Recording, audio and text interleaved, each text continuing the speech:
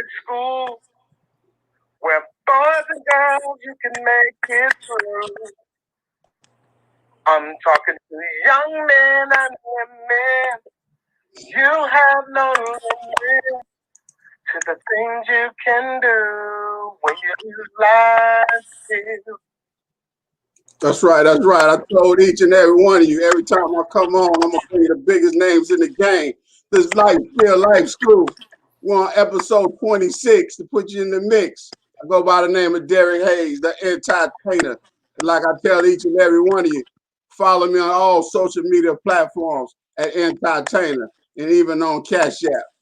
Today, we have a golf pioneer. He goes by the name of Sam Puryear. As you see on my tie, I got Sam I am on my tie because I was thinking about how can I honor somebody that's great? How can I show the inspiration that he put into my life? And I remember the phrase Sam I am, green eggs and ham. But we're not talking about green eggs and ham. We're talking about the greens because we're talking to a black golf pioneer, the first black golf head coach at a Power 5 conference university. We're talking about someone that's won a national championship at Stanford. We're talking about somebody that's took the game of golf, just like he said when I first met him in 1988. He said, "Hey, brother Rantoul, I'm going to take this game all over the world." And guess what he did? He took his game all over the world. He's been at Queen's University, and now he's at the Howard University, the Bisons. He changed names, but he didn't change colors because they still blue and red, just like Tennessee State. I met him in the library. We stayed in touch all over these years, and it's always a blessing. Sam, how you doing today? Hey, appreciate you having me on here, Big D. Appreciate it, brother.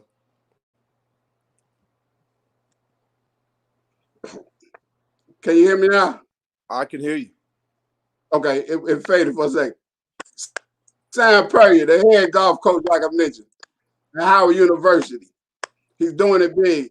And I know the story, but tell us how you connected with Steph Curry and the Howard University opportunity. Well, essentially, Howard wanted to create an opportunity to get golf. They hadn't had golf in over 30 or 40 years, so they wanted to reinstitute a program that they had many years ago, back in the days when they actually competed when my dad competed against them back in the 60s. So they reinstituted the program, and they came a calling, and it was just a unique opportunity. It was a good fit for them. It was a great fit for me. Okay, that's a blessing, man. And a lot of people don't know how important networking is, because I mentioned Curry because Curry's from the Carolina area, and you yourself is from the Carolina area, and the Carolina boys look out for each other. So I just wanted to share that because networking is a powerful tool to build relationships. And over the years, like if I was going from New York down to North Carolina, I'll stop by and we chat. Sometimes even if we just pulled over to the side of the road. So I got another. Tell us about your book before we get All right. into the Well, interview. I'll tell you about the book, but I'm gonna tell you something funny. I found a picture Right. from college. I found a picture from 1988, and it's me, you, and Rod Reed, who's now the head football coach at TSU in this picture. And I'm actually rocking my UNC Tar Heel hat. I was so happy to be from Carolina when I got to TSU. I mean, I always tried to rep home when I could.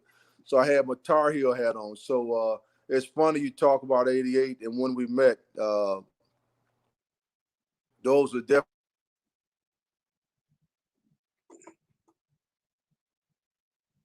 You asked a question about my book. My book, Diamonds in the Rough, I wrote it about a story of essentially four young people, minimum of four young people that I had a chance to impart some knowledge on and wisdom in Atlanta. They grew up in a pretty tough, dilapidated area where, thanks to a foundation and a lot of support, the neighborhood was able to be transformed. I was able to help these kids get an opportunity to go to college, play golf, and do some things that they may not have had an opportunity to do.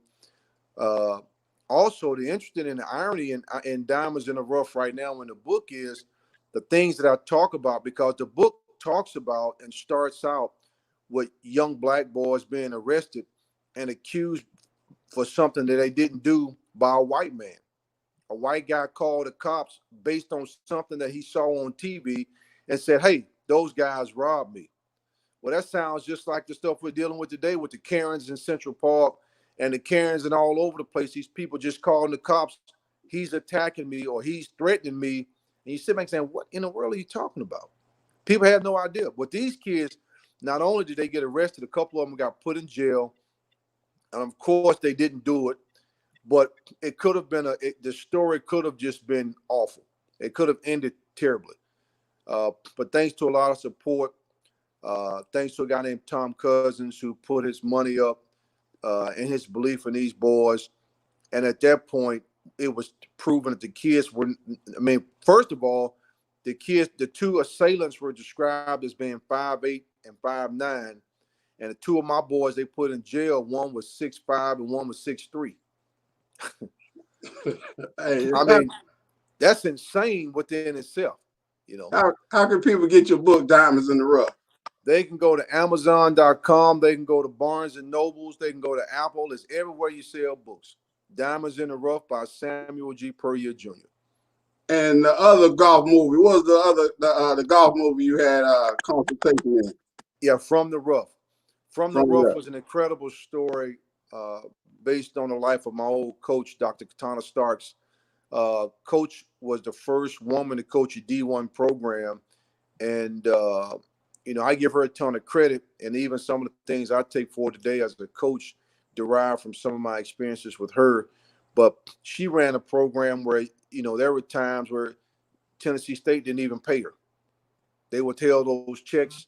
She was taking us to practice in this little small blue car, man. And we were big boys. Without trying to, we tore that car up, man. You know what I'm saying? Right. But Coach, she put it all on the line for us. And, for me, those 4 years were amazing, man. It was an incredible experience. And that movie also had Taraji P. Henson and yeah, Michael Clark Duncan. Yeah. Wasn't that Michael Clark Duncan's last movie? That was his last movie before he passed away. Oh, wow. That's it also had Tom Felton, who one of the main guys in Harry Potter. It had some really big stars in it. Right. So over the years, I talked to you about golf. You know, you told me how important the putter was. Right. And how does the putter relate to life to you? Well, at the end of the day, you can do so many things well, but if you cannot get the ball in the hole, I mean, it's all for naught. It's all for nothing, huh? Because you can hit it far, but you can't make the short ones. You can't. I mean, you can drive for show, but you putt for dough. Oh, say that rhyme again. Yeah. You drive for show, but you putt for dough. Hey, that's what's up. So, all right, now through the word putter, we're gonna have a few questions for you. The P is for purpose. Now, what is your purpose in life as you see it through the game of golf? Well, right now, I feel like I've been a lay minister. I've been trying to take young lives and give them an opportunity to direct them into a path that's, number one, hopefully they will have a career in golf, but if not, they'll be successful and positive people in their own community, whether it's positive or great husbands or great wives, raising solid children, solid citizens who are going to grow up the one day and hopefully be imparted and taught to vote and use their innate gifts and power that other people fall for that can help make this world a better place. And I got on my Sam I Am because when we talk about the green eggs and ham, it wasn't ham, but it was meat. Because everyone that meets Sam realized that he's a blessing. You see, he meets people to help them find their path, to find their purpose, like we talked about, to help them find opportunities and also find scholarship. The U is for understanding. What made you want to understand the game of golf, and how can others understand it better? Well, I think just the way it was taught to me. I mean, golf allowed me to meet so many different types of people. I mean, think about it. I played golf with Secretary of State. I met the President of the United States. I played with presidents of universities and CEOs. But I've also been able to play with guys that were car mechanics, that were caddies, that worked up at the laundromat. And so for me, it's a game that literally exposes and acclimates the common man along with kings. So for me, just the ability to expose somebody to something that could change their life in so many different facets has been pretty incredible. The T is for talent. How do you discover talent, and how do you develop talent? Well, I think I think if you look at like in the Bible, I think talent is defined in a lot of different ways. But I mean, your talent sometimes doesn't have to come out just as I'm a great player, but I think we all have talent innate. We're great people. I think that T is innate in all of us. We just have to work hard to identify what that talent is, because we all have a talent for something. The next T is teachable. Like someone may not be as talented, or somebody may be talented, but they think they know it all. How important is for a young golfer to be teachable? To me, that T is also transformable as it relates to discipline, because in order to be successful, you have to be willing to lead and you have to be willing to follow. So you have to be able to be taught, and that comes just through discipline. I mean, if we don't institute that discipline in our lives, I mean, we'll perish. You know, you said vision without you don't have a vision, you can perish. Pretty much. The E is for education. Tell us some places throughout the world that your education in the game of golf is taking you to. Great question. I mean, I've been places from Japan to China to Africa to, I mean, the Caribbean to Mexico to, I mean, Dubai to, I mean, you name it. I mean, along with all over the United States. I mean, education is the only thing, I really believe this. Education is the only thing in this world where it gives you a key to unlock the shackles on your ankles and your wrists. Education is the key, and it will unlock those things and allow you an extra arm to reach forward for more of what you want. And the more you reach for, the more you can gain just simply through knowledge. But education provides you that key to freedom. Man, it's a blessing, because I remember when we were in college. Do you remember you were the editor of the newspaper? Oh, yeah. Yeah, Sam was the editor of the newspaper, The Meter, at Tennessee State. And I had a poetry column, Pooh's Poetry. Pooh was one of my nicknames. So, we go way back, not just meeting on campus, but work together on the newspaper. And we giving this positive energy out here today. It's funny you talk about the newspaper. I'm sure I gave some of the professors some gray hair too, because I wasn't afraid. The power of the pen was a beast. I would write what I was thinking. I can promise you that. Oh, yeah. Sam didn't hold his word. The R is for remember. At the end of the day, even maybe when you say, hey, I'm done with the game of golf, or you move on to something else, how do you want to be remembered? I think the legacy, I really think if we all start our journey with the end in mind, I think the legacy is what we should be contemplating before we even start the journey. I just want somebody to say, when my time has come, I want somebody to say, you know what, that fellow really worked hard to make other people's lives better. And he was willing to even sacrifice his for theirs. I've tried to give as much as I could to as many people, whether I knew them or not, because I felt like I'm supposed to do that. I was raised that way. I was taught that way, and I try to live that way. And if somebody remembers me and said, man, Sam really cared about young people, he really tried to make a difference, then I think it was a job well done. Sam, before we go, do you have anything else that you'd like to add or share about how people can, if they got golf players, how to get in touch with you, or just any words of pearls or wisdom that you'd like to leave before we go? Well, yeah, I appreciate that. No, I think it's important. If you know of golfers, I mean, I really think now we can we so define things based on alphabet. So we say HBCUs or PWI, whatever we want to call it. I think at the end of the day, if you have great golfers, I think HBCUs right now is a perfect place for young people to matriculate through a university of higher education and get just a phenomenal golfing experience.